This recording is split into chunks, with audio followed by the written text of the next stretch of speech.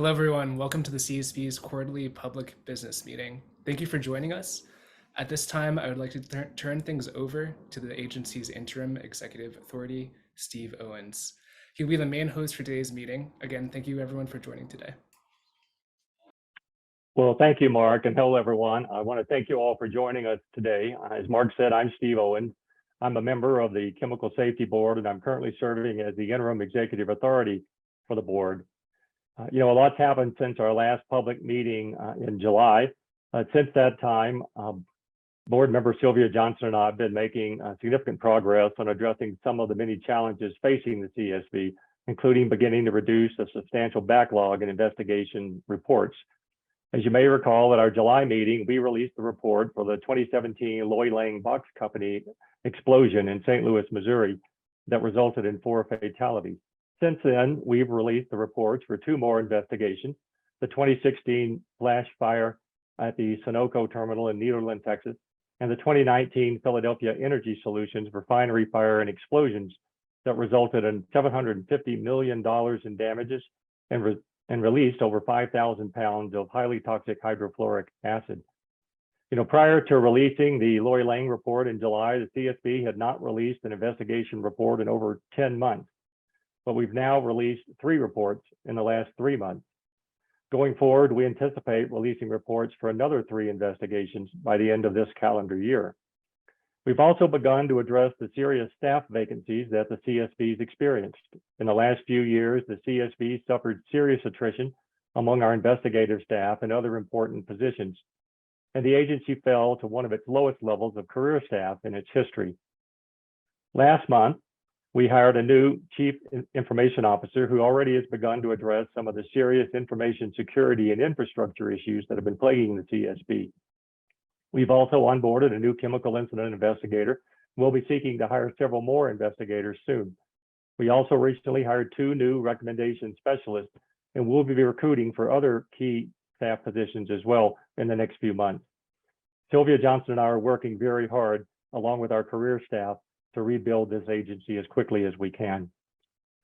Additionally, and importantly, in September, we deployed a team to investigate the fatal fire and explosion at the BP Toledo refinery in Ohio. This was the first deployment that the CSB has undertaken in 14 months. We also have taken a number of other important steps to increase transparency in the agency's operations and provide more information to the public and our stakeholders. For example, in September, we released updates on 4 ongoing investigations, including the 2020 fatal explosion and fire at the Optima Bell facility in Bell, West Virginia, and the fatal 2021 liquid nitrogen release at the Foundation Food Group processing facility in Gainesville, Georgia. As I said in July, the agency had stopped providing these reports last year, but we're committed to doing them because they provide very important information to the public and our stakeholders about our investigations. We've also posted on our website updated data from our accidental release reporting rule.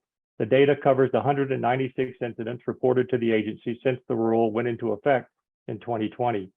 These incidents resulted in 29 fatalities, 119 serious injuries, and substantial property damage at 78 facilities.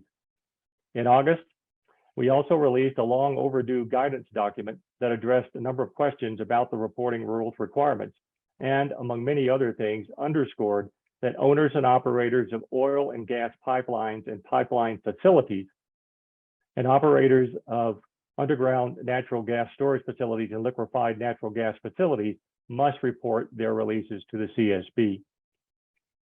During today's meeting, we will hear presentations from the CSB staff about recommendation status changes recently adopted by the board and about our reports for the Sunoco and PES investigations, along with other matters.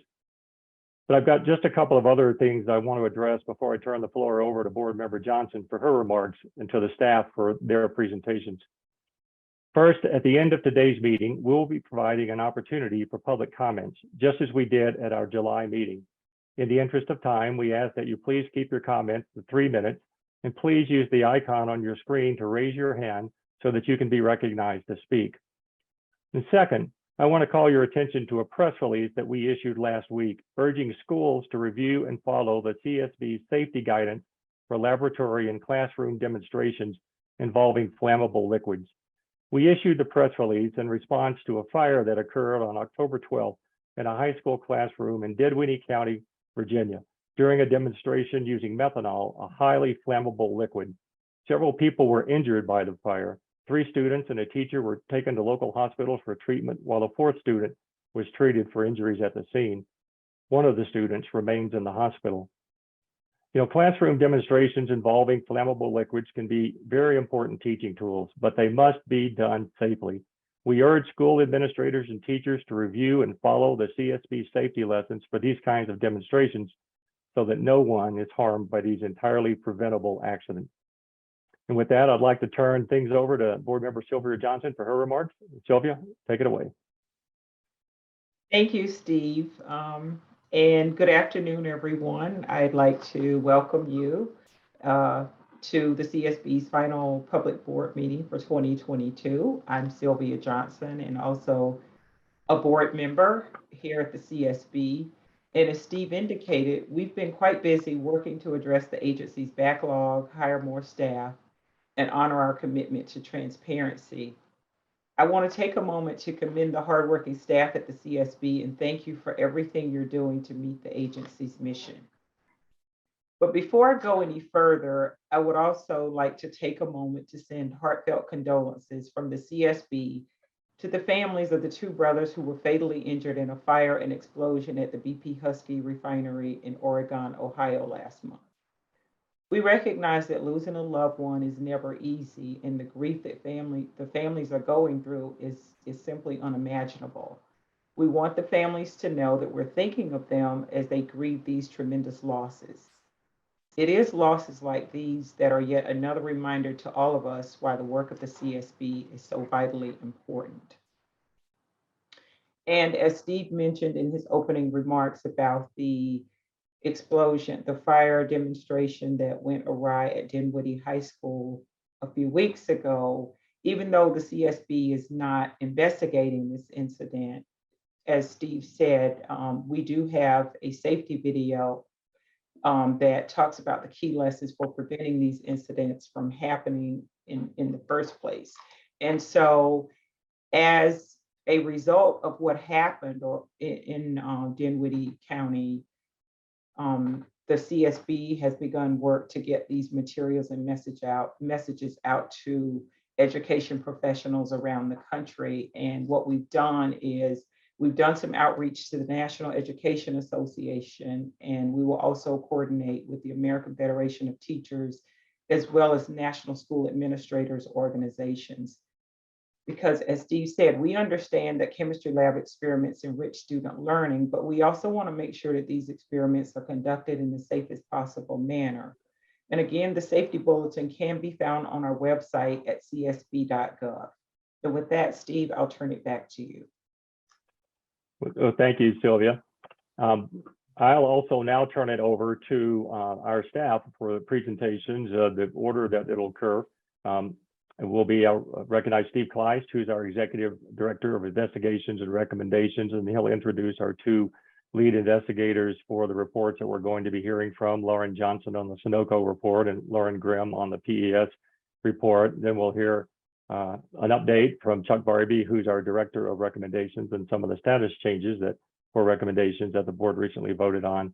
And then after that's concluded, we'll proceed to public comments, as I indicated. So I'd like to turn things over to Steve Kleist, our Executive Director of Investigations and Recommendations. Thank you, Steve. The first presentation will be a summary of the key findings and probable cause of the Sunoco Partners Nederland Terminal investigation. Supervisory Chemical Incident Investigator Lauren Johnson, who served as the investigator in charge, will be making the presentation. In this investigation, performing hot work on equipment in the presence of an explosive atmosphere was identified as a key issue. And Lauren Johnson will provide you with the details of the investigation findings. So Lauren, please proceed with your presentation. Okay, thank you, Executive Director Kleist. Good afternoon, everyone. And I guess we can go ahead and get started.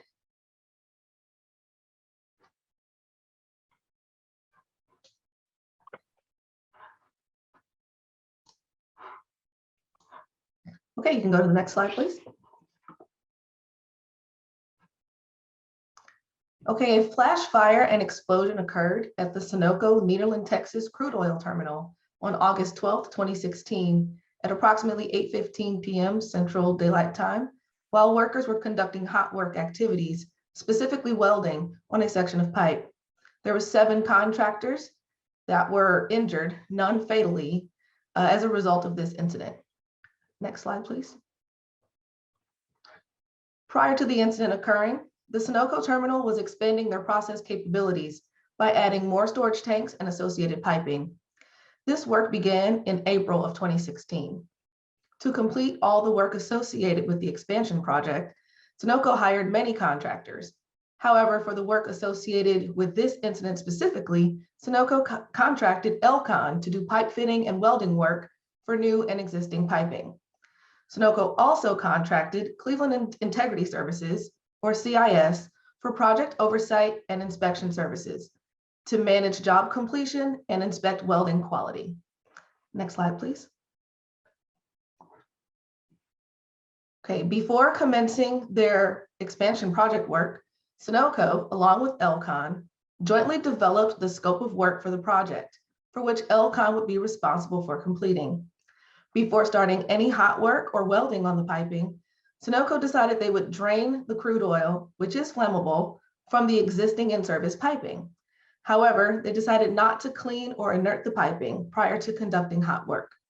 Instead, it was decided between Sunoco and Elcon that they would isolate the flammable crude oil inside the pipe from the external welding work by utilizing isolation devices in the open ends of the piping segments. Next slide, please.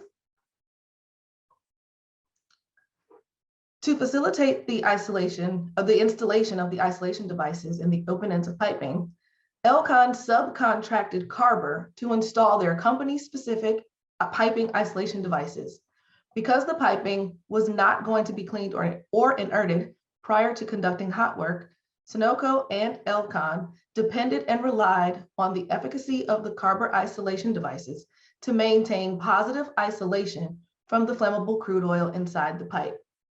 Carver marketed their isolation devices to be leak-free if the tool was used and monitored according to their policies and procedures. Also, since the piping was known to contain flammable crude oil, Carver was subcontracted to subsequently cold cut the piping to make the necessary piping modifications needed for the project. Cold cutting is a method used to cut pipe that does not generate heat or sparks and is not classified as hot work.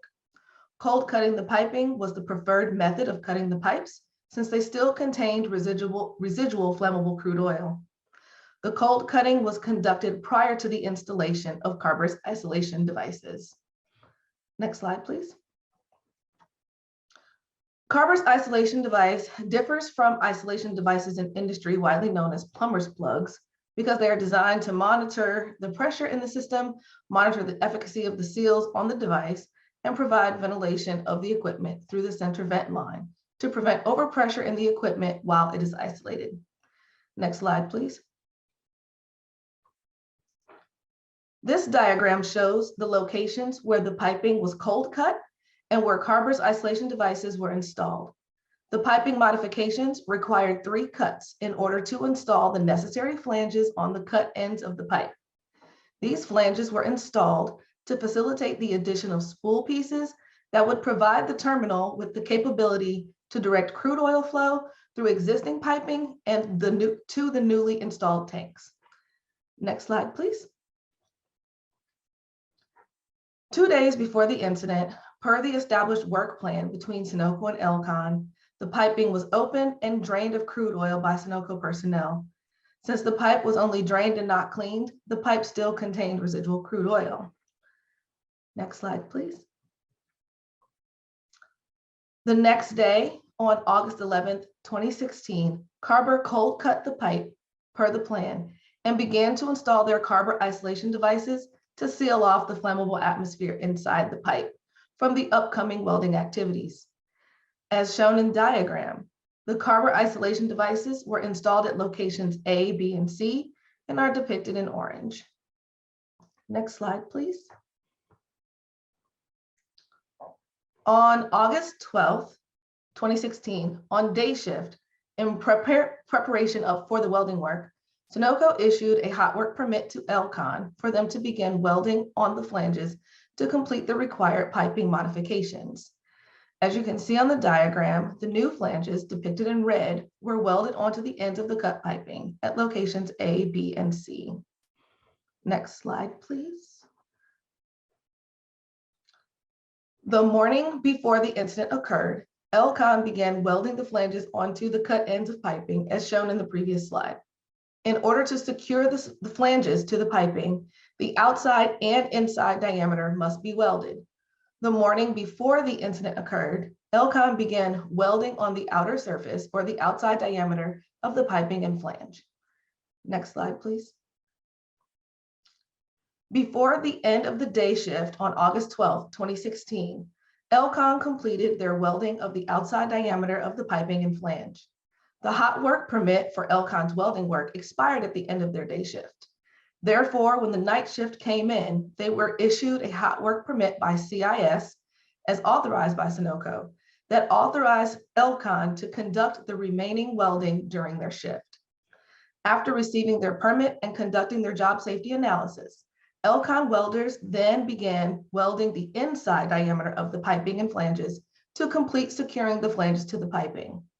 After approximately 15 minutes of welding, a flash fire and explosion occurred, injuring the welders and other contractors in the area. The explosion, caused by the ignition of the confined flammable material inside the pipe, resulted in Carver's isolation devices being ejected from the open ends of pipe.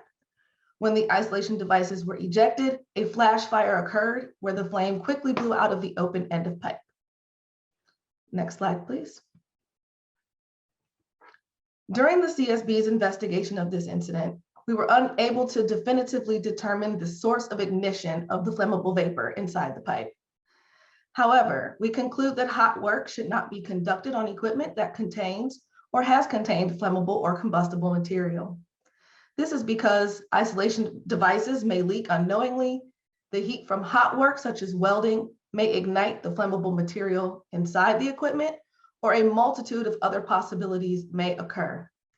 This is also in line with OSHA and NFPA's requirements and guidelines. Both OSHA and NFPA state that equipment shall be cleaned or inerted with inert gas, such as nitrogen, and tested prior to conducting hot work to ensure the atmosphere inside the equipment is not flammable. Over the years, the CSB has conducted investigations on many hot work related incidents, and it is evident that taking measures to eliminate the flammable or combustible atmosphere by removing the material or inerting the equipment in the presence of known hot work can prevent these incidents from occurring again in the future. Next slide, please. This concludes the overview of the Sunoco Nederland Terminal incident, and I will now hand it back over to Executive Director Kleist. Well, thank you, Lauren, and thank you for your work in bringing this investigation to a successful conclusion. The next presentation will be made by Supervisory Chemical Incident Investigator Lauren Grimm. Lauren served as the investigator in charge of the accidental release event at the Philadelphia Energy Solutions facility in Philadelphia, Pennsylvania.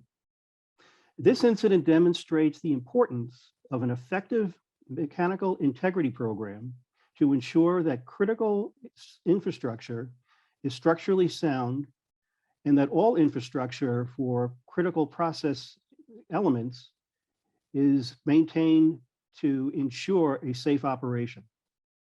Before Lauren begins her presentation, we will begin with a short animation followed by Lauren's presentation. So if we can have the animation, please.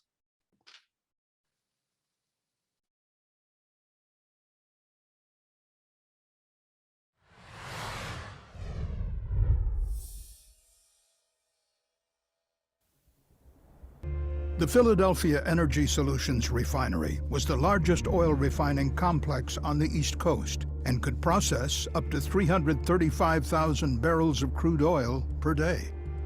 Within its hydrofluoric acid alkylation unit, the refinery produced alkylate, a high-octane blending component of gasoline. That was done by using hydrofluoric acid as a catalyst. HF is a highly toxic chemical that is particularly hazardous if a release occurs because it vaporizes, becoming airborne. Breathing HF can cause lung damage, and skin contact with HF can cause severe burns and death. On the day of the incident, the HF alkylation unit was operating normally. Shortly before 4 a.m., a board operator in the refinery's main control room performed a routine change in the configuration of the process within the unit. The operator increased the flow of process fluid in an area of the unit by a total of 7 barrels per hour. Stable operation continued, with no abnormal pressure or temperature changes in the unit as a result of these actions. But nevertheless, at 4 a.m., a severely corroded pipe elbow within the unit ruptured. Flammable process fluid containing mostly propane, along with a small concentration of HF, escaped through the failed pipe elbow. The leaking process fluid formed a large ground-hugging vapor cloud, about 10 feet high, that engulfed a portion of the unit. Moments later, the vapor cloud ignited, causing a massive fire. Approximately 30 seconds later, the board operator took steps to prevent the release of additional HF. This was done by rapidly draining the unit's 339,000 pounds of hydrofluoric acid to a special vessel called the Rapid Acid De-Inventory, or RAD drum. The RAD drum was designed to safely hold HF in the event of an incident. At 4:15, due to the ongoing fire, an explosion erupted in the alkylation unit.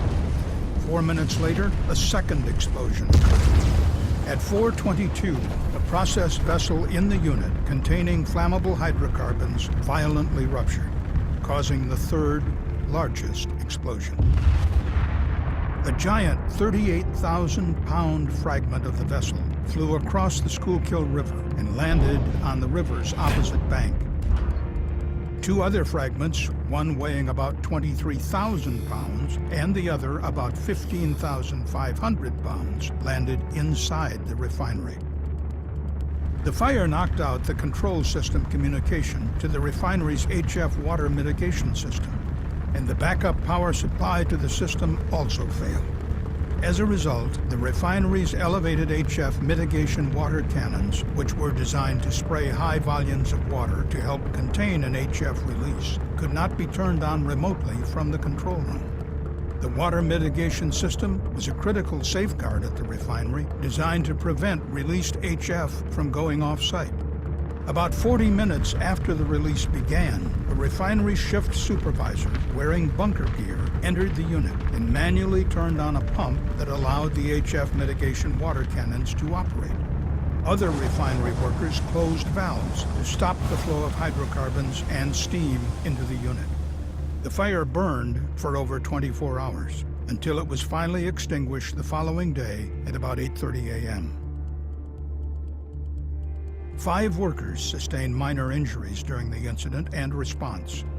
The CSB is unaware of anyone off-site experiencing health impacts from the hydrofluoric acid release.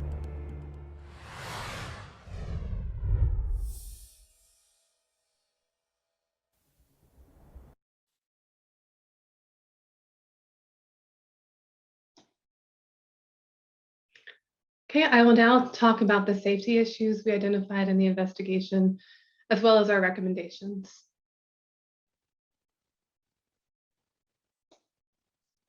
PowerPoint, please. Okay, you can go to the next slide. Our investigation identified 5 safety issues in this incident, including mechanical integrity, verifying safety of equipment after changes to RAGAGEP, which is recognized and generally accepted good engineering practices, remotely operated emergency isolation valves, safeguard reliability in HF alkylation units, and inherently safer design. I will discuss each of these safety issues on the following slides. Next slide.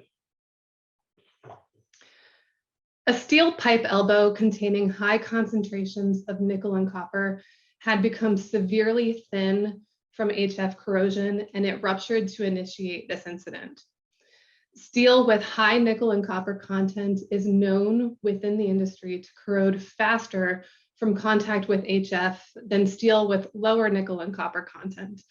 At the time of the incident, published industry guidance did not require refineries to conduct 100% component inspection of carbon steel piping circuits in HF service, which could identify any piping components corroding and thinning faster than others. After the incident, however, API RP 751, which is an industry standard for HF alkylation units, it was revised to include a new requirement for refiners to develop a special emphasis inspection program to inspect all individual carbon steel piping components and welds in identified HF alkylation corrosion zones. This new requirement should help prevent future similar incidents. Next slide.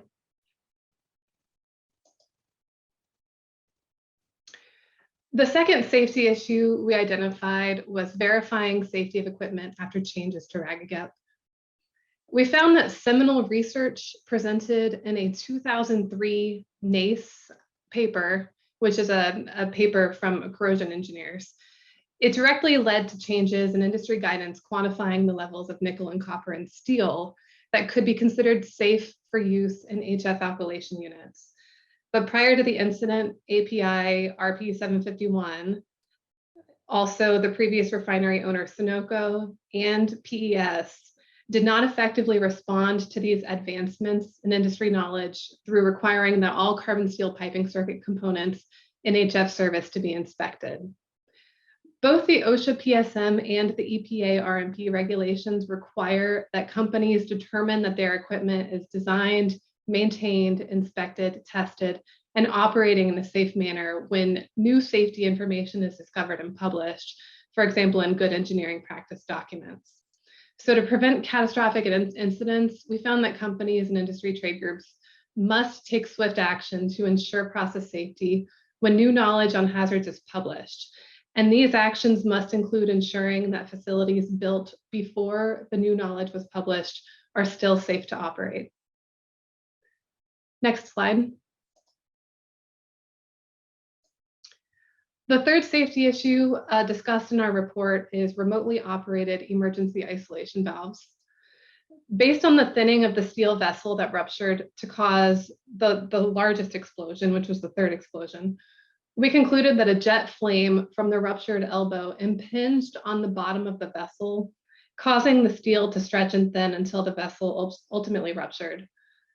The large hydrocarbon sources downstream of the failed elbow could not be remotely or automatically isolated, and therefore PES was unable to stop the jet flame in a timely manner to prevent the vessel rupture.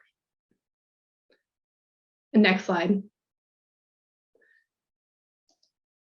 The fourth safety issue we found in our investigation was safeguard reliability in HF alkylation units. The PES water spray HF mitigation system was damaged during the incident, and it could not be remotely activated. It took about 40 minutes after the release began for a refinery worker to be able to manually turn on the water pump that supplied the HF water mitigation cannons. And then this allowed the system to start spraying water into the unit to help suppress the released HF.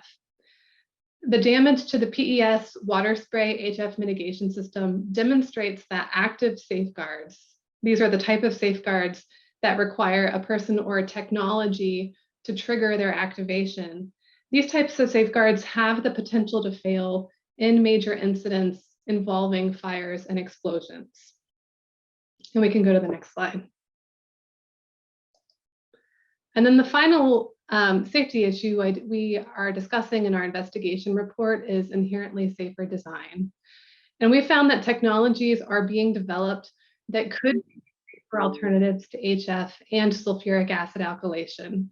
And while EPA has previously issued requirements for companies to evaluate inherently safer technologies, there is currently no federal regulatory requirement for refineries to evaluate inherently safer design strategies or to reduce the risk of serious accidental releases. Next slide, please. And then based off of our findings and the analysis presented in our safety issues in the report, the CSB is issuing recommendations to the EPA, to the American Petroleum Institute, and to ASTM International. To the EPA, we are recommending, one, that the EPA prioritize inspections of refinery HF alkylation units to ensure the units are complying with API good practice guidance, including the new requirement for 100% component inspection. Two, we're recommending to require petroleum refineries with HF alkylation units to evaluate inherently safer technology. And three, we're recommending to EPA to initiate prioritization and, as applicable, risk evaluation of HF under the Toxic Substances Control Act. To the American Petroleum Institute, we are recommending that API update its standard API RP 751 called Safe Operation of Hydrofluoric Acid Alkylation Units to require the protection of critical safeguards from fire and explosion hazards, and to also require the installation of remotely operated emergency isolation valves on all hydrofluoric acid containing vessels and all hydrocarbon containing vessels meeting defined threshold quantities. And finally, we are recommending that ASTM International update its carbon steel fitting standard to contain requirements for piping used in HF service. And next slide. That concludes this presentation, and I'll turn it back to Director Steve Kleist. Thank you. Thank you, Lauren. And I'd like to take this opportunity, Lauren, to thank you for your work in bringing this investigation again to its successful closure. The industry can benefit significantly from the key findings from this investigation. The last presentation will be made by Director of Recommendations, Chuck Barbie. Chuck's presentation will focus on a recommendation issued to the Environmental Protection Agency in connection with the CSB's investigation of the West Fertilizer Facility in West Texas that occurred in 2013. Chuck, please proceed with your presentation.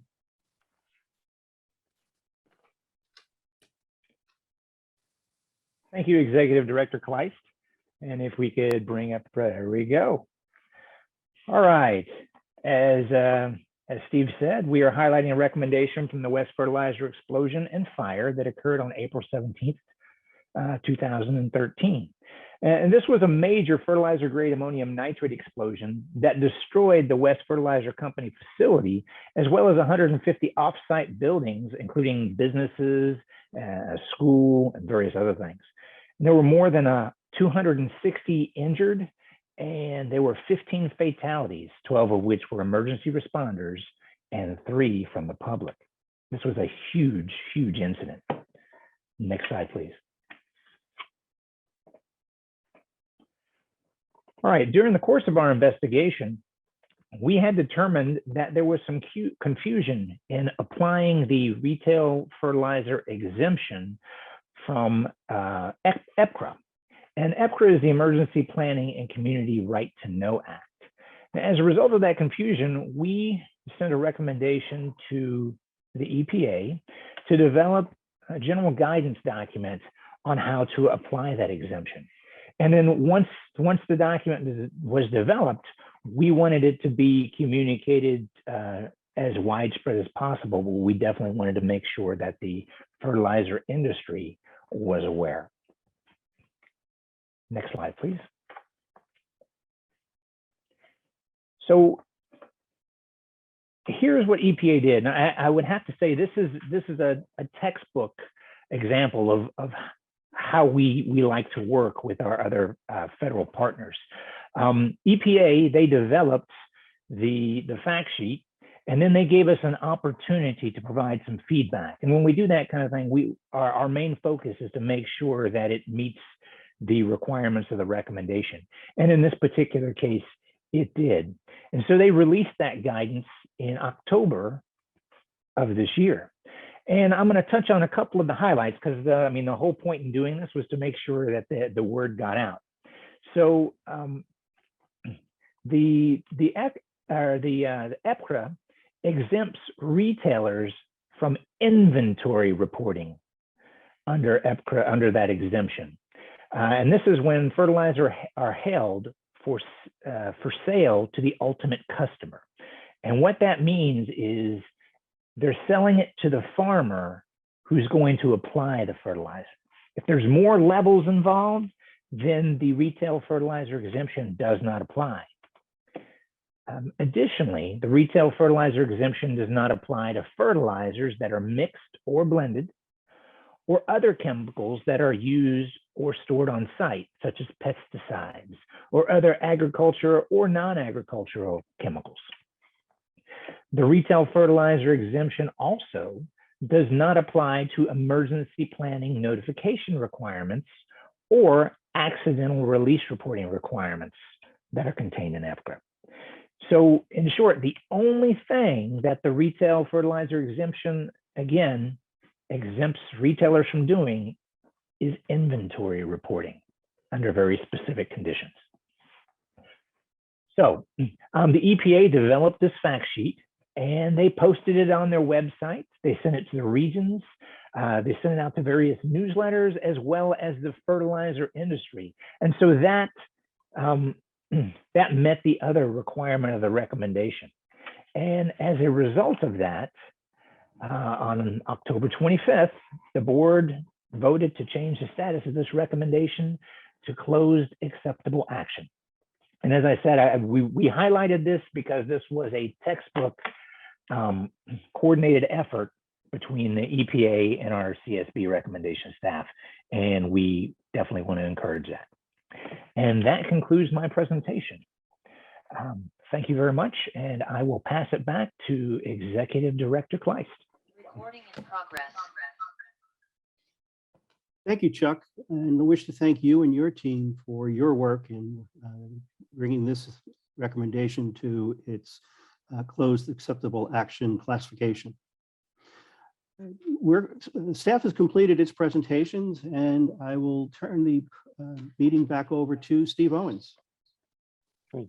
Well, thank you, Steve. And I want to thank Chuck Barbie as well as Lauren Johnson and Lauren Grimm for the terrific presentations they gave. And I also especially want to commend Lauren Johnson and Lauren Grimm for their great work on the Sunoco and PES reports.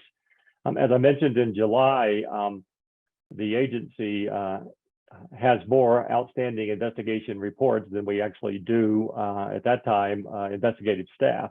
We have a total of 12 investigators on board at the CSB at this point in time, including both Lauren Johnson and Lauren Grimm, who are both supervisors as well as being incident investigators.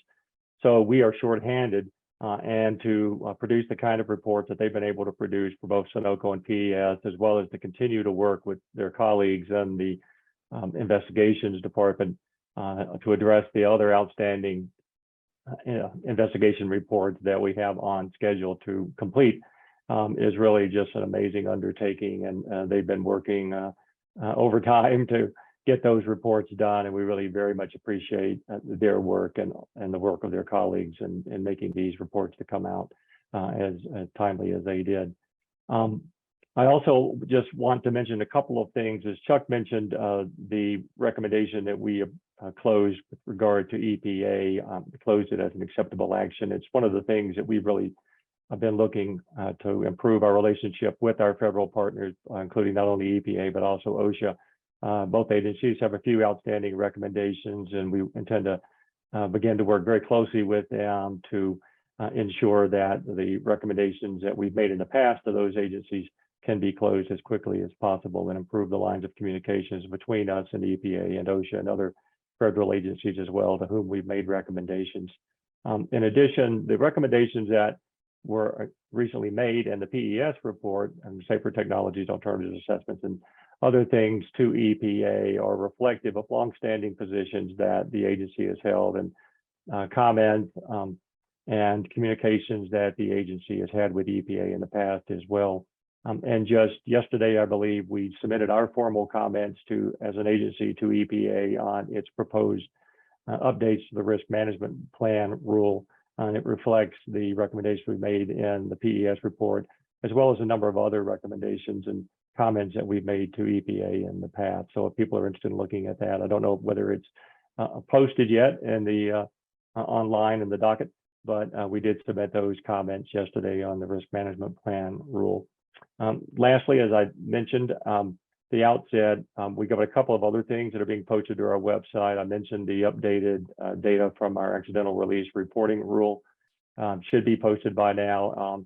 I also think that believe that the updated schedule for completion of investigation reports has also been posted by now. If not, it will be posted very soon, reflecting the fact that we've now completed the Sunoco and PES reports and showing the ones that we're anticipating getting done by the end of this calendar year, as well as ones that we're looking to complete during the next calendar year as well. And then last but not least, I want to mention, you saw a short 4-minute animation for the PES report. There's a much longer video that will be posted soon to our website, roughly 18 minutes. It's more in keeping with the types of videos you've seen that have been posted on our website and on our YouTube page. That includes not only the information that was in the animation, but all the information that was in Lauren Grimm's presentation, as well as comments from Lauren about the recommendations and some of the lessons that CSB has learned and that we're putting forward for industry as well as EPA in terms of recommendations. With that, I just want to remind everybody that we're going to go to public comments now. We are asking, again, everyone who wishes to speak to please use the icon to raise your hand so that you can be recognized to speak, and to please keep your comments to 3 minutes. We won't really be in a position to respond to comments or questions or whatever else, but we will certainly be taking notes. And if you have a particular matter that you want us to review, or a particular comment that you want to make that you don't think you can squeeze in the 3-minute time slot, please send us an email to public@csb.gov. That's public@csb.gov, so we can review your comments or questions and give them some thought. And with that, Mark, I'll turn it to you to handle the comments, and we'll go take it from there. So. Fantastic. Thank you, Steve. So there is a reactions button in the bottom of your screen. If you click that, there should be a raise hand button under that menu. So if you have a question, go ahead and click that raise hand button, and then we'll promote you to speak. And then we'll go from there. So we already have someone raising their hand. I apologize if I mispronounced any of your names, by the way. Steve Solomon, I'm going to ask you to unmute, and you can go ahead and ask your question. Thanks. Hello, can you hear me okay? Yes. All right. Thank you for the opportunity to speak today. My name is Steve Solomon. I'm the Director of Health, Safety, and Environment for the United Steelworkers Union. As a stakeholder, our union wants to take this opportunity to recognize where we've been and how things have improved at the CSB under the current administration. We'll never forget how the President Trump proposed to not fund the CSB.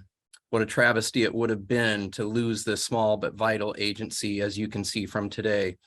Our union asked the past administration many times to provide advance notice of when the CSB's public meetings are held so stakeholders could plan accordingly, but those requests were basically ignored. We also could not actively participate in the CSB's public meetings. It's clear there's a commitment to reinvigorating the agency and the staff under this new administration.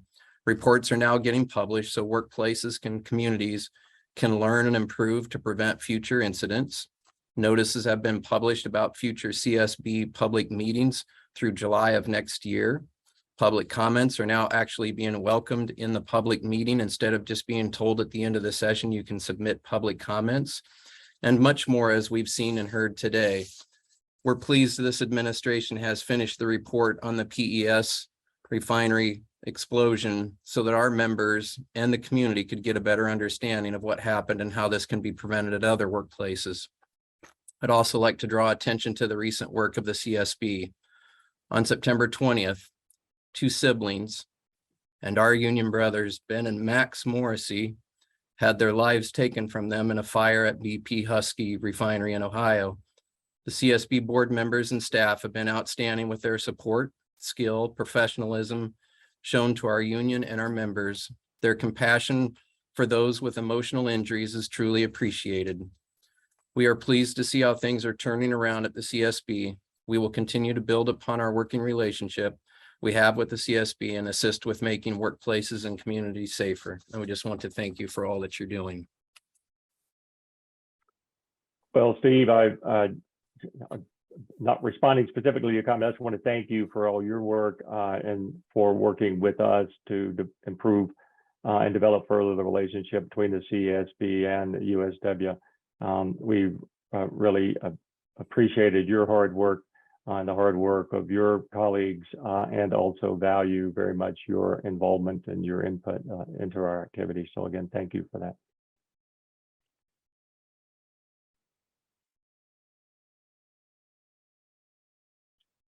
Any other comments? We have no further hand raises at this time. All right, we may have a repeat of July, but we'll have to do the going once, going twice, going 3 times. Well, let me say one thing, if there, give people a chance to think for a minute about possibly comments.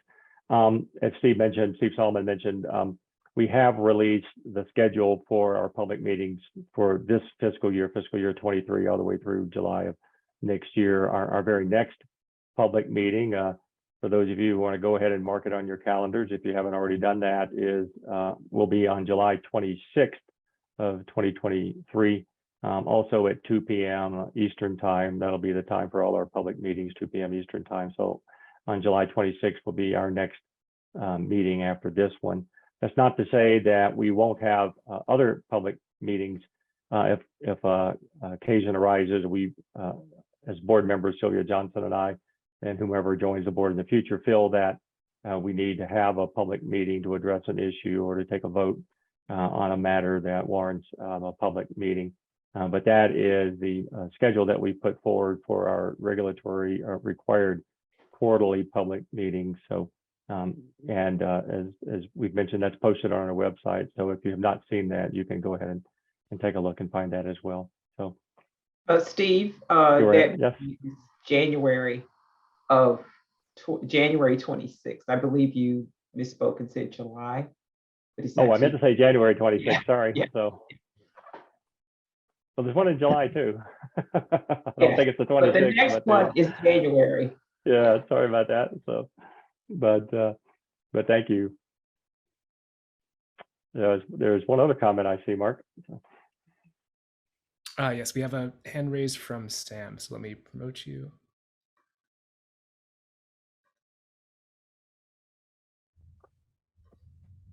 Hi, I'm actually a 4th-year student at the University of Iowa. I've just been really amazed by all the work that the Chemical Safety Board has done. So the student engineering department here, we've done a lot of work with chemicals to learn from being a 4th year going into the industry. It's really nice to know there's so much work the industry to take for once. Thank you. Can I ask a question? You broke up on us there. Could you tell us your name? And are you in Iowa, you said, or where are you? Oops, Mark, Yes, can you unmute? I am here. Oh, well, I tell you, you're breaking up on us. Would you mind sending us a little bit better? Go ahead. So. Yeah, I'm actually a 4th-year engineering student at the University of Iowa. Okay. Well, I tell you what, if you don't mind, could you send us an email, as I said, at the address at public@csb.gov, just with your name and your information and your comment, so we can. You're still breaking up a little bit, just so we can hear it and have a little better feel for what your thoughts were, because we really appreciate your interest in the CSB, especially someone who's not yet involved in the industry, but is still in school and thinking about these kinds of issues. So we really appreciate your involvement. So.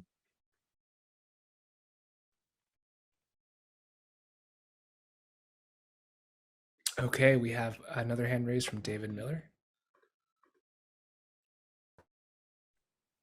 Yes, thank you for the opportunity to make a comment. I would like to I thank the board for having these public meetings and for getting the schedule out so far in advance. That's quite helpful for everyone with their busy calendar schedules. And also for updating your investigation closure plan. Taking a look at it this morning, I see that you're anticipating, and you started off the meeting, board member Owen, by saying that there would be 3 more reports. And based on the plan, it looks like it's Cure, PPC, and Husky Energy Refining. I'm just wanting to confirm that if that's possible. Thank you. Yes, it's Karari, PPC, and the Husky are the ones that are on the schedule for completion by the end of this calendar year. And then you saw there's a number that are on there for next year as well. But those are the 3. So thank you very much. Thank you. We have another hand raised from Win Kwok. My apologies for mispronouncing your name. Yes, I had a question regarding the Sunoco incident. Looking at the interim report that was emailed out quite a few weeks ago, was there any type of finding about inappropriate and ineffective execution of the hot work permit, as opposed to just the hot work was the reason? I mean, we know the hot work was the reason for the fire, but if you look at the picture, the LEL detector was actually above the piping of where the hot work was being performed. Is there any type of finding regarding execution of the hot work or inappropriate execution of the hot work? Well, Wynn, let me say this. Let's say we don't want to get into a lot of detail and questions, but if you wouldn't mind sending us an email with that question, and we can have Lauren take a look at it. But I will say that just all the findings and recommendations that the investigators made and the board approved are in the report. So the report speaks for itself in terms of what the findings and the recommendations are. But please send us an email with your contact information and your question, and we'll take a look at that. So thank you. Thank you. Timothy, you're up next. So I'm going to ask you to unmute and you can go ahead.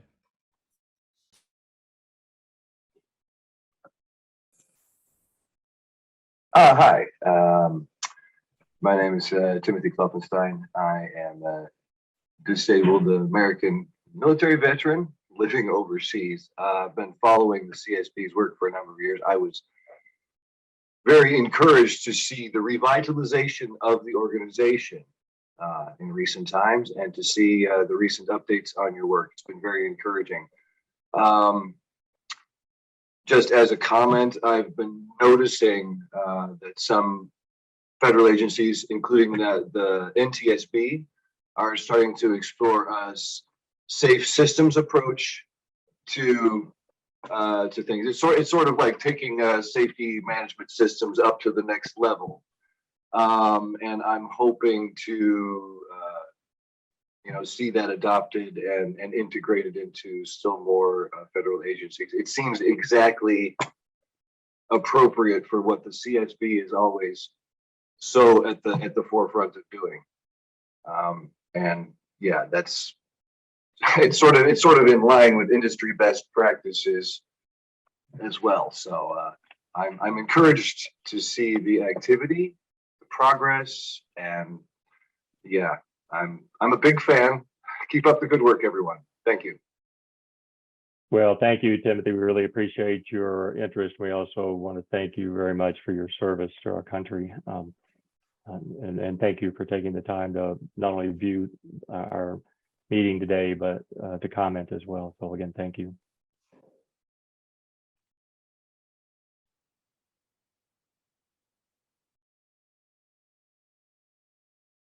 Okay, it seems we have no further questions at this time. All right, so we've exhausted everybody, huh? So, well, again, thanks to everyone for participating in this. As both Sylvia and I said back in July, and as we reiterated in our conversations with stakeholders and to the public at large, your participation in these meetings and your interest in the CSB are critical to us and to the success of this agency. we are committed to doing everything that we can do to keep this agency moving forward, as I said, to rebuild the agency, not only in terms of staffing, but to producing reports, to increasing transparency and information sharing, and making sure that we address the issues that are so very important in this agency's work. I'll just repeat one more time, and Sylvia can make sure I get it right. The next meeting that we'll have is on January the 26th of next year at 2 p.m. Eastern time. And we hope you'll all join us at that time as well, and encourage others to participate as well. And so Mark, Sylvia, closing comments, and then we'll let Mark wrap it up for us. So thank you, Steve. I would just like to thank the public for attending these meetings. It's the work of the CSB is vitally important to the safety of workers and the safety of communities and the general public. And as Steve said, we are both committed to this work. The CSB is a little agency that could. We're an agency that many people have never heard of, but we do some very great work. And I am proud to be a part of this team, and incredibly proud of and grateful for the work that the CSB staff does on a daily basis. And so with that, thank you all for attending, and I look forward to seeing you on future meetings. Thanks, everyone. Mark, we'll wrap it up. This concludes the CSB's quarterly public business meeting. Thank you for joining us. Yeah.